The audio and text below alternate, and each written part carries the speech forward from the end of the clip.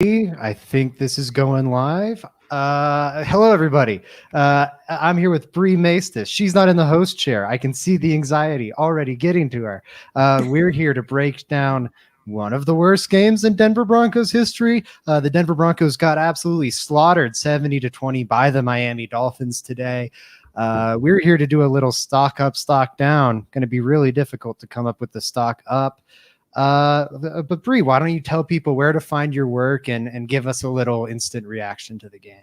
Listen, if they're not already following me, it's probably a good idea. But Bree Maestas 303 over on Twitter, all the socials across the board. And you got to watch out for my stuff on the Let's Talk Broncos podcast. You can find me on Mondays, the Fan Cave for Mile High Sports Radio, 98.1 FM. Yeah, that's basically it. Go over there, follow. I'll know if you're not following me. I won't interact with you. That's just the name of the game. Sorry, I had to jump back. I'm trying to promote. I'm trying to host. It's Zach, you're muted, Seegers. I know. I can't be the you're muted Seegers when I'm in the host chair here. But yeah, what an absolutely ugly display. I mean, 70 points given up. It's awful. As always, we'll try to end positive, start negative. If you've never joined us before, it's stock up, stock down. I did this article series for a while for Mile High Sports. Now it's in video form, a little more consumable. We'll talk about the Broncos that I know it was an ugly day, but maybe improved their stock, maybe impressed us a little, and the ones that disappointed us a little. Bree, starting off with the disappointments, who is your pick for the stock down of the day? There's a frustrating stance here because you don't want to pick players who you, one, believe in, two, you know they've got it in them. But Brandon Johnson and the penalties called against him are going to be a stock down for me. Cortland Sutton with his drops, a little frustrated with a lot of the movement I saw from the wide receivers. Russell Wilson was giving them possibilities and opportunities to score, and they weren't able to get it done, which I think is the most frustrating thing to say after watching 2022 happen. 2023 was supposed to be the year that Russ bounces back, and honestly, he looked pretty good. Coming from me, that hurts a little bit to choke out there. But when you've got fumbles and you've got OPIs and it limits the ability to score here, I can't help but flag specifically the receivers. And that's a frustrating stance. You're not usually going to get a lot of negativity from me. But after this game, what we witnessed, I am beyond frustrated. I think it's fair to point out the receivers as something that was a sneaky problem today. I think Marvin Mims looks good. Yes. I'm really excited there. I think he might become the Broncos' number one option sooner rather than later. You look at all he can do in the kicking game as a ball carrier, and then just going up and winning at the catch point for a somewhat smaller player, I think is really impressive. Give me more Mims. I think that's what's going to get us through this pretty desolate Broncos season to start. But yeah, the rest of the wide receivers are a big problem. This is, I believe, the most expensive wide receiver room for 2023.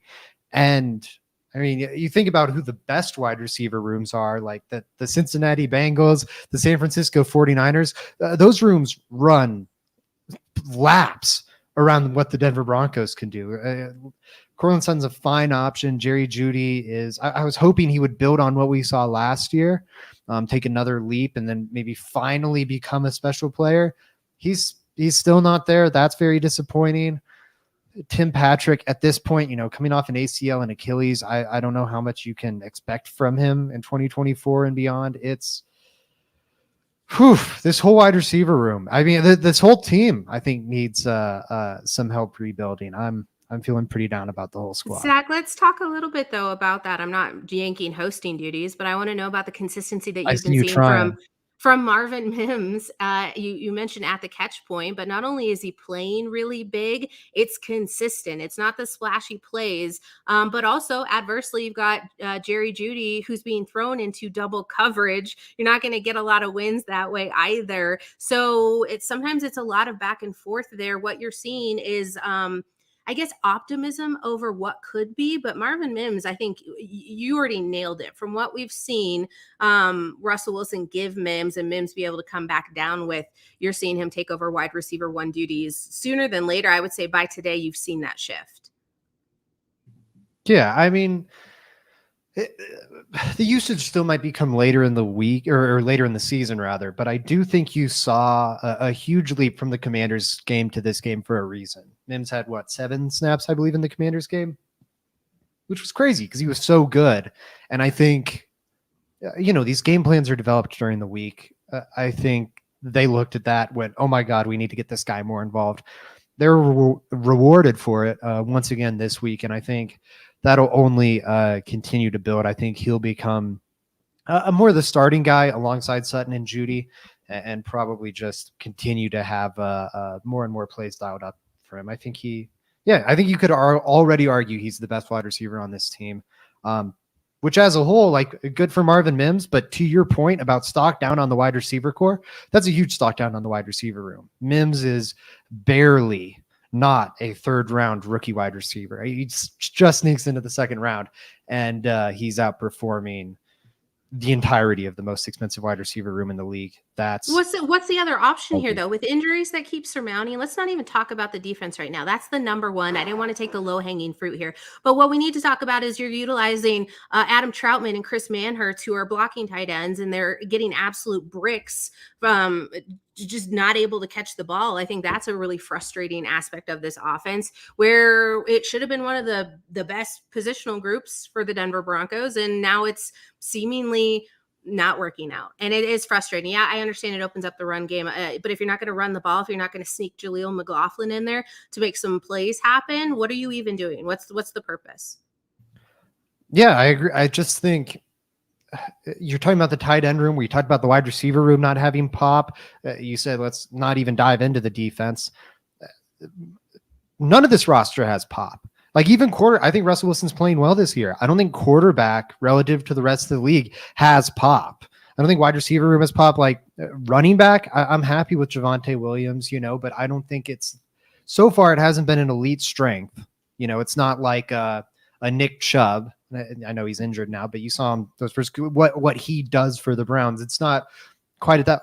What is the difference making unit for the Denver Broncos? I don't think they have one. I think they have a difference making player maybe in Patrick Surtain, and that's just not enough. Like, I don't want to go too far down that rabbit hole because it'll tie into my stock up, but it is such a low wattage roster. I think it might not be a surprise how poor the depth is. I think that was a common feeling in training camp. Like, wow, the depth here just is not great.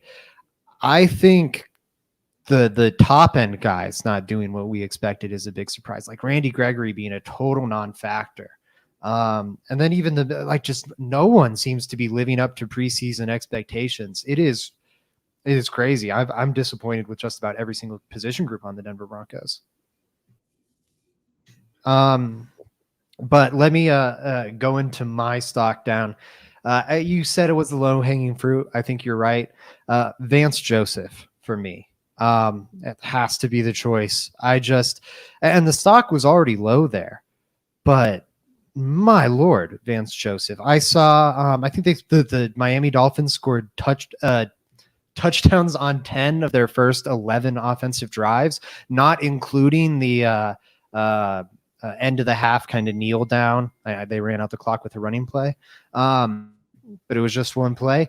It's fucking insane. They allowed 737 yards, by about 60, 70 yards, the most in NFL history allowed by a single team. The only reason they didn't tie the NFL record for most points allowed by a team overall and set the record for most points allowed by a team in a regular season game is because Mike McDaniel decided to knee it on fourth down and mercied them pretty much, gave them the mercy rule. Zach, does that make you respect Mike McDaniel more because he chose not to go for that record? Like, were you shocked by that decision? A little. If I were Mike McDaniel, I'd do it. And he should have. Yeah. Like, that's a chance to live in infamy. That's an unbreakable record, more or less. It's 72 points has been the record since the 1940s. I would have filed that away and like, hey, that's going to help your Hall of Fame case one day. But AT each his own. Like, I respect him a little bit more. Ultimately, this is the worst or one of the worst 3-4, like a low number. It's in the elite class of very worst defensive performances we've ever seen. And Vance Joseph should maybe not get on the plane. Like normally when we talk about 70 points or even 60 points, there's a pick six. And I know the Broncos turned the ball over a good bit on their side of the field, but there's a pick six. There's a punt return touchdown. As you were citing or getting helped cited pre-show, this is the first time in NFL history you have 5 rushing touchdowns and 5 passing touchdowns in a single game. Like, my Lord, I would not let Vance Joseph back on the plane. Not because I think that fixes the defense, but because this is such a bad performance. I feel like there has to be some consequence. Some head has to roll. We saw it last year, Christmas 2022. I was referencing that on Twitter as, man, I haven't felt this bad, but it almost feels worse. And I think the other time would have been Super Bowl 2013 against Russell Wilson. There's some games that stand out as pure embarrassments from one side of the ball, and those just happen to be defensive losses. So honestly, I'm not for calling for heads, but we saw the same result happen last year. Obviously, the departure of Nathaniel Hackett after that upset because it's embarrassing.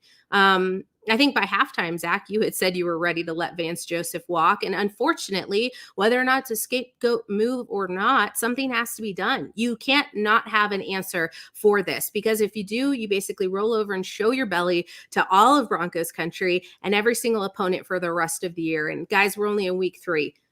There's a lot of games left. So it's a little frustrating. It's kind of I threw my hands up midway through the first quarter. I had no idea what was happening. I had no answer, but a little bit of a sorry with a question mark, because this isn't the type of football that the Broncos fans are used to watching. And it's just downright bad. I was not anticipating a defensive regression to this standard. I know a lot of injuries have to take place. We're missing in the entirety of the safety room. Kareem Jackson can't do it on his own. I'm just a little frustrated here. I wish there was one answer. Getting rid of Vance Joseph will at least quell the thirst for blood, but you can't imagine that week through week 9 is going to be tolerable or palatable for the rest of the fandom. Yeah, I agree. It's Vance Joseph is a problem. And again, fire him. Don't let him back on the plane. I think that's a fine answer. It's not fixing what's wrong with this defense. The problems with this defense are deep. That's why they just allowed the most yards in NFL history by a wide margin. That's not just like, Vance Joseph called a bad game. It's deeper than that. Let's do a little halftime before the positives, Bree. We've got some funny comments, I think. Frankie, part of the show here, says slumber party on the train tracks. Everyone's invited. I feel that. Joey pointing out that Quarterback Collective is sending some big shots on Twitter. For people who don't know, Quarterback Collective is a company of like quarterback training group started up by a bunch of the Shanahan guys. They're all partners in it. You know, the McDaniel, the Nathaniel Hackett, the Kyle Shanahan, all those guys. When Sean Payton took his shots this offseason at Nathaniel Hackett, the Quarterback Collective account took shots at Sean Payton in return. Now, and again, this is an account that like Kyle Shanahan has the login info for. I doubt he's making the tweets, but just to give you an idea, this is the coaching fraternity. He tweets out, whoever the Quarterback Collective is, tweets out, Mike McDaniel, Vic Fangio, Butch Berry, and the Miami Dolphins hang 70 points on the great Sean Payton. Must be saving his Russell Wilson plan for next year. Only problem is, congrats to Lincoln Riley and USC, as Caleb Williams now adds Denver to the list of teams that prompts his return to the Trojans in 2024. That last bit, I feel, frankly, I don't believe. I will believe Caleb Williams is passing up the $20 million that awaits him in the NFL when he does it. Up until him turning it down, and that applies to the Cardinals too. I do not think Caleb Williams is going back to college next year. We'll see if I'm wrong. Maybe it changes the stance though that we've been seeing a lot in our comments over at Let's Talk Broncos is the team's not going to go and be the worst team in the NFL. Well, now you're getting a front row seat. Yeah, I know the Dolphins are dogs. I understand that team's really good. Tua has had one hell of a comeback. I'm glad to see him prosper. Mike McDaniel is an absolute genius, but that doesn't mean that the Denver Broncos will win very many games for the rest of the season. And I think that is a potential that you got to get ready for. Lower your expectations a bit. And I think it's frustrating to do so. But then you start eyeing Caleb Williams. And then you wonder why coaches were so apparently against Sean Payton's hire. And they're like, there's, I don't know. It's a little frustrating to see happen. I think, yeah, maybe I don't agree with that last bit because he probably would take an NFL contract. But listen, would you want to play for the Denver Broncos? If I'm a quarterback, yeah. I'm looking at what Sean Payton did with Russell Wilson from last year to this year, and I'm going, that guy's got a pretty good chance because, hey, the first contract is nice, especially if you're a top 5 pick. It's a nice hunk of money. But the second contract is where if you're a Patrick Mahomes, now you're buying the Kansas City Royals or whatever because you're a borderline billionaire. And man, of all the offensive minds out there, I think Sean Payton gives you a pretty good chance to get a second contract. Hell, he got Taysom Hill a second contract. I'm sure he could get Caleb Williams one. Get Mims, his quarterback, back. Hey, I'm down for getting a quarterback somewhere. VJ stock has fallen a ton. I genuinely hope they lose to the Bears or Jets, if not both. I get that. Hey, if we're talking about tanking for Caleb Williams, they're going to have to drop some of those games to bad teams. Do not throw to Manhurts. That is Russ's fault. I think that's a fair point. My goodness, people are blowing up. Dante, the ever positive Dante, saying he wants to cry. That's not good. I'm sorry, Dante. Let's cry. Let's cry. That's where we're at. It might be time to bring back the panic meter. I muted myself. I'm a dummy. If you look at Tankathon, don't say it, Free. If you look at Tankathon, the Broncos are currently just one of 2 0-3 teams. They're at the top of the draft order. They might be there for a while. The Bears game is going to be an interesting tire fire. Bree, give me your stock up. Let's get a little positive.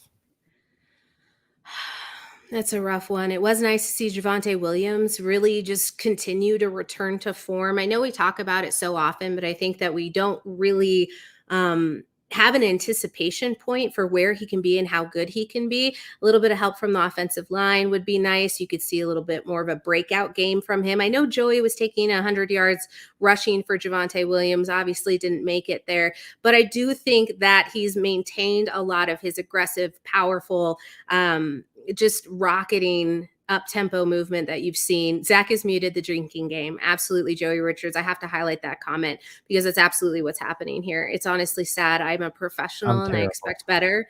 It's really frustrating to get on shows, especially when I'm not allowed to host them and have to deal with this level of just pure suck. But here we are. I mean, you were getting distracted about 30 seconds ago. So let's pipe down. Let's I mean, come on now. I was distracted. I'm sorry. Who's your stock up, Bree? Definitely Javonte Williams. I think that just as he continues to show what he's really made of after coming back from such adversity, it's not the greatest game. It's not big and splashy, but I think what you were asking for from the players on this team is consistency. I talk about it all the time. I don't care about big and splashy. I want to get off the roller coaster. I want consistent, just showing up from the offense, and you're seeing that directly from Javonte Williams. I think that's a stock up. It's not the best one. It's not the best thing that happened today, but there was very little that went right for the Denver Broncos. And if we're going to point in the right direction, I think it's going to be players who are going to be on this team for quite some time, because we're not going to go down the rabbit hole, but I could see some major changes coming. The trade deadline's coming up. So yeah, I hear that. Dante says the only positive is Broncos country has LTB. Thank you, Dante. We got some Riley Dixon shout outs, some Fraboni, the long snapper shout outs. Oh, thank goodness. That Frabroni is a stock up here on the Let's Talk Broncos show. You want to talk about kickers next? Why didn't Lutz kick that 57-yarder? Because he's not a stock up, because he didn't have any faith. You know for damn sure Brandon McManus would have been in Sean Payton's ear telling him he was taking that kick, hell or high water. You know, he would have been in his ear, but I think that's exactly the reason McManus got cut. If we're being fair, Rock giving Williams some love, saying he sees Williams coming back and that he's trusting that knee more and more. Love to see that. I'm with you on the Williams choice. I loved he had that one run. I think it was around midfield where he kind of went right and then like slithered back left and was running over some Dolphins. Hope we see more of that rather as the year goes on. I do think this Broncos team needs a rebuild. That'll kind of lead me into my stock up. But there are some building blocks, and I think that's what the rest of the season is about. Let's identify the building blocks that might be on the next competitive Broncos team, because let's be real, this roster is a while away from competing with the Kansas City Chiefs for the AFC West crown. Patrick Surtain might be on the next Denver Broncos team that is good, or at least able to compete for an AFC West title. Javonte Williams might be on that team. And that's not to say you can't trade those guys, but those are pieces that I would consider building blocks.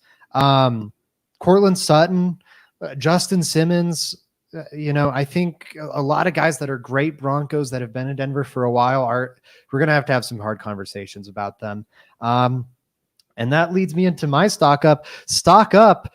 The chances that Caleb Williams is wearing orange and blue in 2024.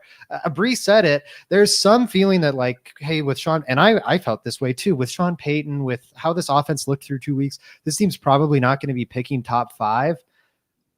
I don't know, man. They just had the worst defensive performance in NFL history. They might be picking top 5. They might be picking pretty high. I think the offense is good, but it's not great. And the defense is maybe the worst in the NFL, probably right now, the worst in the NFL. It's a recipe for a team that could be picking top 10, could be picking top 5. And I'm all for it. Even if it's not Caleb Williams, like Drake May is very Justin Herbert-esque. And that would give me hope in the AFC West for the next decade, rather than like, hey, 36-year-old Russell Wilson, watch out, Patrick and Justin. Like, that is not getting me excited. But like Drake May and Caleb Williams, give me a 15-year runway. All right, maybe the Broncos can find some light at the end of the tunnel. That's what I'm optimistic about. And I think after today's 70-point drubbing, that reality became a little more likely. So stock up Caleb Williams or Drake May, frankly, in a Denver Broncos uniform. So, maybe defenses win you championships. Maybe the lack of defenses gets you those top round picks, something that Sean Payton championships. Which would get championships. So double-edged sword there. I don't know which one you would take, but you can have a mid offense all you want and still not achieve your goals, because listen, the offense looks better than 2022. That is 1,000% true. Is it anything that we should be over the moon about? No. And that's specifically paired with this defense. So if the tanking of the Denver Broncos defense gets you a Drake May or a Caleb Williams or any other top 5 pick that's appreciably different than what we've been seeing in those mid-rounders, I think you're on the right track. It's just unfortunate now that Broncos country has to go through this when hopes are high. Hopes were high last year. Hopes were high this year, although we tried to tell you to temper them down just a minute. It was going to be a rough ride. I really was not anticipating a 70-20 walloping by the Miami Dolphins. But honestly, I've been saying all season, if the Miami Dolphins need somebody to cover their team, I'm listening. It would be a really good ride. You love Mike McDaniel. I do love Mike McDaniel. Yeah. I'm going to put you in an uncomfortable position here, Bree. I'm normally Mr. Tear It Down, and we've got Wide-Eyed Raven. I like the username, Wide-Eyed Raven, asking, can we talk about the future? What's the most effective way to burn it down? What say you, Bree? What's the most effective way to burn it down? I have never said this in the entirety of watching Denver Broncos football, that I would like to see the most powerful, star-powered players on this team get traded. But unfortunately, we said we weren't going to go down the rabbit hole, but we're here, and we need to talk about who is still left on this roster that has viability to be able to trade for anything worth a damn. Because you want to keep blaming George Payton for some draft picks. All right, well, then get him some better draft picks. Let's go. Let's rebuild, with the idea that we're not just picking up free agents in the offseason. So you're right. You sign McGlinchey and Powers. It's done a whole hell of a difference here. You got McGlinchey just dropping every opportunity that comes his way. So it's frustrating, right? What do you need to do? You need draft picks. You need to go in there and you need to make a difference with the mentality that it's Sean Payton's era. And I think that, maybe in the offseason, every opportunity was there for him to make changes in hopes of going for the playoffs. I don't think that he started the year thinking that wasn't a possibility, especially with what he knew he was going to step it up with Russell Wilson. And I think, you've seen notable and marked interest there. But you got to start talking about trading Simmons, because I want to see him on a better team. I want to see him take out the last years of his prime in a winning defense and a winning team. Same goes for Judy, Cortland Sutton, both whom are going to be costly contracts coming up here in addition to Russell Wilson's. So I think unfortunately you're going to have to, if what you want to see as a turnaround is anchor yourself to getting as many picks as possible. Joey Richards seems to agree there. I'm glad to see that. I'm downtrodden, but I think what the emphasis should be is on the future. And that future isn't a year from now. That's 3 to 5 years from now, and what this team has to do in order to turn it around. So there's not one answer to all of it, but it's a trajectory. And right now you can say after the first quarter of games in the 2023 season, this trajectory is not going to fucking work. Yeah. Yeah. And I do think one case to maybe, I don't know, I'll play devil's advocate here, because I do believe the Broncos. Even if you don't believe it? Yeah, because I do think the Broncos should trade Simmons. I'm normally Mr. Tear it down. You're normally the sentimental one. It's a fun role reversal. I'll say you did see what the defense looked like without Justin Simmons, maybe helping them get their shit together a little today. And it was the worst defensive performance in NFL history. So, now I would say, hey, it's still a pretty bad defense even with Justin Simmons. You probably need to find some other defensive pieces and start rebuilding. I think this whole roster needs a rebuild, but I don't know. Maybe that's the Jenga piece you pull out and all of a sudden it's 70 burgers all the time. Because this was, to Mr. Large's comment here, one of the worst overall defensive performances I think we've seen in they got so baited. And I think your point there with Simmons being out is that points to who is the leader of this defense. And obviously he can only do so much from the sideline. So you need to really specifically think, of course I'm sentimental. I don't want any of that to happen. But if you want to see good football in the state of Colorado again, I think that's what you have to do. And it's frustrating. And I don't know. I don't know what changes. I just don't want to be like that person who's fallen into the pit of despair. Because normally on Let's Talk Broncos, I'm the optimistic one. So now you're getting a real open-ended vision as to how I actually feel. Yeah, I'll say this. I think this is an optimistic look for the Denver Broncos. If I'm being real, this team has been mired in suck since 2016 because they refuse to accept where they are. They've thought they're a lot better than they were, and it was just a quarterback or whatever head coach or whatever coordinator holding them back. I think Broncos country has too simply wanted to just pin it on one person or one. It's the offensive line. Once we sign some offensive line, we're going to be great next year and get Hackett out of here. They've wanted to put it on just one or two or three people.